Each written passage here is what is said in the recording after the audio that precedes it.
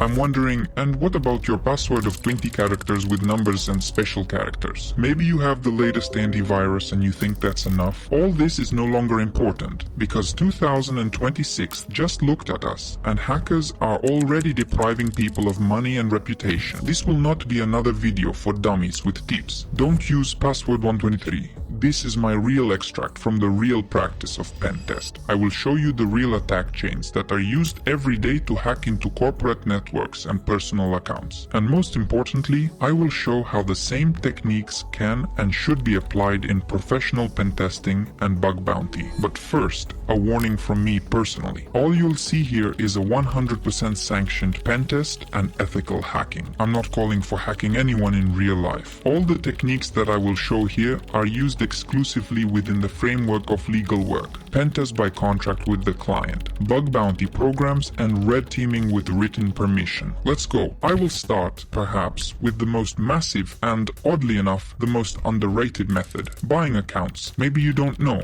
but no one will sit and guess the password specifically for your account. It's just not effective. Professionals work smartly and on a grand scale and think in terms of millions. For example, the Credential stuffing attack. No, this is not hacking, but rather industrial automation, where the mechanics are ridiculously simple. Hackers take giant databases with logins and passwords leaked from thousands of websites, forums, online stores, and social networks. These databases are bought on darknet forums, and you can check if they have your email on services like this. Millions of combinations are then loaded into software like Sentry MBA or OpenBullet, which automatically tries to log in with them to hundreds of other services, from Gmail and banks to your corporate portals. The success rate of such an attack is about 2%. Sounds pathetic. Now do the math. From a database of 1 million records, this is 20,000 valid accounts. 20,000. I myself saw how companies flew in on this, because one employee used the same password for his work account and for the leaked forum about phishing, and that was enough. Look, you, as a pentester, can legally simulate this attack to show the client a hole in his processes. The Hydra tool and lists with known leaks are used. The command in the terminal will look like this. What's going on here? Hydra takes a list of logins and passwords and methodically checks each pair on the target service. If an employee used an old leaked password, you are inside, and on a bug bounty you will be paid thousands for such a report. It was a forceful method, rough but effective. And now let's talk about a surgically accurate blow to the weakest point of any system, a person. Remember one number: 68% of all data breaches start with phishing. Not because people are idiots, but because social engineering has reached the level of art. Modern phishing is not a crooked letter from a Nigerian prince. It is a pinpoint, verified operation. This is how we pentesters build a realistic phishing campaign. The first is cloning. Using utilities like httrack or entire frameworks like the social engineering toolkit, we make an exact copy of a legitimate login page, such as your corporate portal or Microsoft 365. Secondly, a decoy domain is created. A domain that is visually indistinguishable from the real one is registered. Instead of the real address, a substitution is made. Here is an example. Most will not even notice the difference. Thirdly, sending a letter. Using spoofing techniques and tools like GoPhish, we send an email that looks like it came from your own IT department. Imagine, your CFO receives an email allegedly from IT support with the subject, "Urgently, update the security policy. Password change required." The company logo, the correct signature, the link looks real. Clicking, entering data on a familiar page, curtain, your money, data and secrets have just leaked out. I show it clearly. The moment the victim enters their username and password on our fake page, they are sent in plain, unencrypted text to our server and recorded in a log file. That's it. Access has been obtained. That is why phishing simulation for a company is a huge market. You're not just showing them a hole, you're selling them a full-time training service, and that's a steady income. If your company treats updates on the principle of, if it works, don't touch it, I have bad news for you. You've already been hacked. You just don't know it yet. A recent case is a vulnerability in SAP Netweaver. After its public disclosure, the finished exploits appeared online within 48 hours. What is this vulnerability? Remote code execution without authentication. I translate into human language. Any anonymous person from the internet could gain full control over the server on which the critical infrastructure of the business runs without having either a login or a password, just by sending one special request. Vulnerability scanners like Nessus or OpenBullet are good. They will show you a list of potential problems, but the real professionalism is manual checking. Take an exploit and prove that the system is really vulnerable and not just listed in some database. This is where the Metasploit Framework comes in handy, and look how it works. The sequence of commands in the Metasploit console is elementary. Press enter. If the system is not updated, after a few seconds we get the command prompt of the remote server.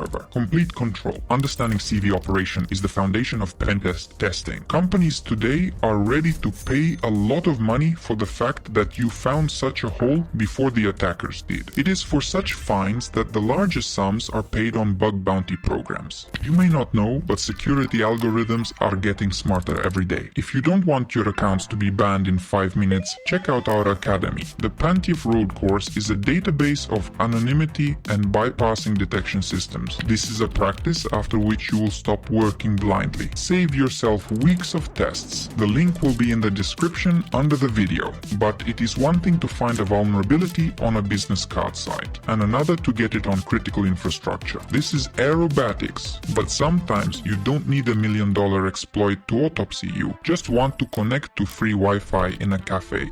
It is criminally easy to carry out attacks on public Wi-Fi networks. In fact, any student can do it. Here is the technical layout of the man-in-the-middle attack, creating an evil twin using a special device like Pineapple Wi-Fi or an ordinary laptop with the right software, for example hostapd. I raise a fake hotspot. The name is the most innocuous: Burger King free Wi-Fi or airport Wi-Fi. Then the interception. Your phone or laptop automatically connects to my network because it has the strongest signal. From now on, all of your internet traffic, absolutely all of it, flows through my machine. Next, I do the analysis. Run the Wireshark traffic analyzer and see everything you send and receive. If the site doesn't use encryption, and there are still plenty of them, I see your logins and passwords in plain text. With a tool like Ettercap, I can ARP spoofing and intercept data even on encrypted connections. Here's what your traffic looks like. On Wireshark screens, it looks like running text, where lines are clearly visible among the service information. It's direct access to your digital life. My advice for you is not to use public networks, but to use proxies in your daily work.